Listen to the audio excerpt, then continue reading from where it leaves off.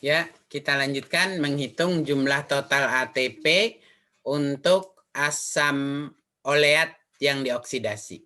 Jadi awalnya sama saja ya, asam oleat bereaksi dengan koenzim A menjadi oleil koenzim A. Oleil koenzim A yang berasal tadi dari asam oleat mengandung 18 atom karbon. Karena 18 dipotong 2, maka akan mengalami 80 kali potong. Sorry, 8 kali pemotongan. Ya. Maka akan mengalami 8 kali pemotongan. Dari 8 kali pemotongan ini, asam oleat yang tadi bereaksi dengan koenzim A menjadi oleil koenzim A akan menghasilkan 9 mol asetil koenzim A, 8 mol FADH2, dan 8 mol NADH2. Saya ulang, oleil koenzim A mengandung 18 buah atom karbon. Dipotong 2, maka pemotongan 8 kali. Dari 8 kali pemotongan ini akan diperoleh 9 mol asetil koenzim A. Kenapa 9 ya? Padahal hanya 16 yang dipotong ya, karena ujungnya kan 16, 17, 18. Masih ada 2 mol di ujung. Ya, 2 mol yang di ujung itu ditambahkan jadilah 9 mol asetil koenzim A. Plus 8 mol FADH2 dan 8 mol NADH2. Untuk FADH2 dan NADH2 memasuki rantai respirasi. 8 mol FADH2 yang memasuki rantai respirasi akan menghasilkan 16 mol ATP. Dari mana 16 mol ATP? Karena 8 mol FADH2 dikali 2 mol ATP.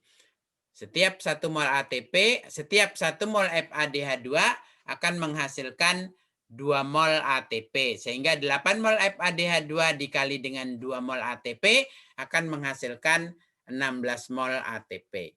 Sedangkan 8 mol NADH2 akan menghasilkan 24 mol ATP. Dari mana 24 mol ATP? Setiap NADH2 yang memasuki rantai respirasi akan menghasilkan 3 mol ATP. Sehingga 8 mol NADH2 sama dengan 8 kali 3 mol ATP. Sama dengan 24 mol ATP. Jadi 16 tambah 24 sama dengan 40 mol ATP. Selanjutnya 9 mol asetil koenzim A akan memasuki siklus Krebs. Dari 9 mol asetil koenzim A yang memasuki siklus Krebs ini akan menghasilkan 9 mol ATP langsung. Ya, karena tadi bahwa setiap 1 mol asetil koenzim A yang memasuki siklus Krebs akan menghasilkan 1 mol ATP langsung. Karena asetil koenzimnya ada 9 mol, maka ATP langsung yang dihasilkan 9 mol. Selanjutnya, setiap 1 mol asetil koenzim A yang memasuki siklus Krebs akan menghasilkan 1 mol FADH2 dan 3 mol NADH2. Sehingga 9 mol asetil koenzim A ini akan menghasilkan 9 mol FADH2 ya, dan 27 mol NADH2.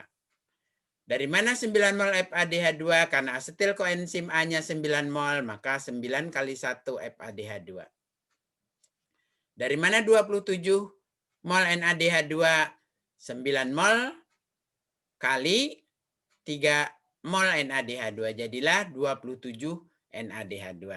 Selanjutnya sama. Setiap FADH2 dan NADH2 akan masuk ke rantai respirasi.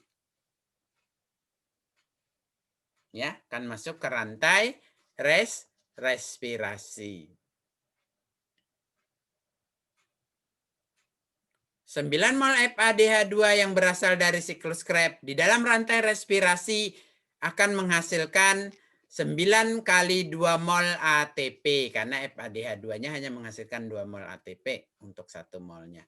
Karena ada 9 mol FADH2, maka 9 kali 2 mol ATP akan menghasilkan 18 mol ATP yang berasal dari 9 mol FADH2 siklus Krebs untuk 9 mol asetil koenzim A.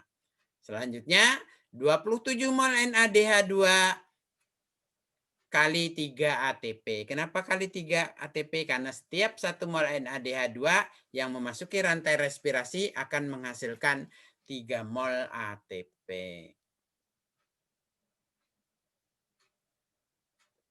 (27 mol NADH2 kali 3 mol ATP sama dengan 81 mol ATP.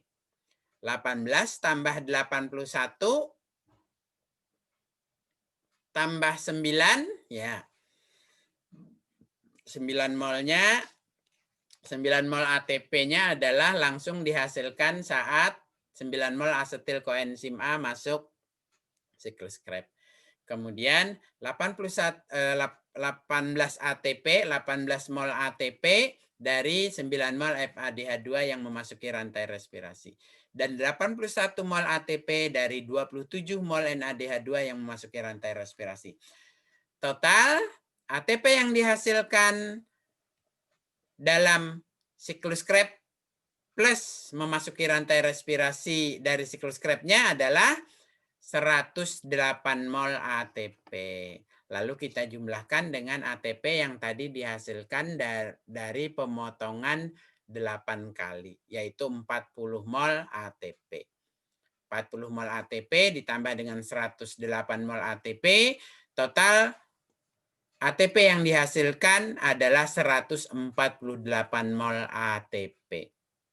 Kesimpulannya, total ATP yang dihasilkan dari oksidasi asam oleat adalah 148 mol ATP. Ya, sengaja saya jelaskan saja supaya Anda belajar memahami penjelasan. Kalau sulit memahami penjelasannya, mulai dengan membuat skema dari penjelasan saya tadi, ya. Ya, kalau sulit memahami penjelasannya, mulailah dengan membuat skema dari penjelasan saya tadi. Masih kesulitan dengan membuat skema, mulailah dengan mencatat kalimat-kalimat penjelasan saya tadi. Dari kalimat-kalimat penjelasan saya yang Anda catat, dibuat skema atau dibuat ringkasan reaksi. Walaupun ringkasan reaksinya memang tidak lengkap, ya. Kenapa? Karena fokusnya adalah jumlah ATP yang dihasilkan. Ya, karena fokusnya hanya jumlah ATP yang dihasilkan. Ya, silakan dipelajari kembali. Ya, kalau ada pertanyaan, kalau ada pertanyaan silahkan ketik di komen. Ya, kalau ada peserta lain atau pemirsa lain bisa menjawab pertanyaan, dipersilahkan mengetik juga di komen jawabannya. Ya, kalau tidak ada yang menjawab atau jawaban belum sempurna, nanti saya yang menjawab atau saya yang menyempurnakan jawabannya. Ya, demikian tadi perkuliahan kita tentang oksidasi asam lemak. Saya akhiri dengan wassalamualaikum warahmatullahi wabarakatuh.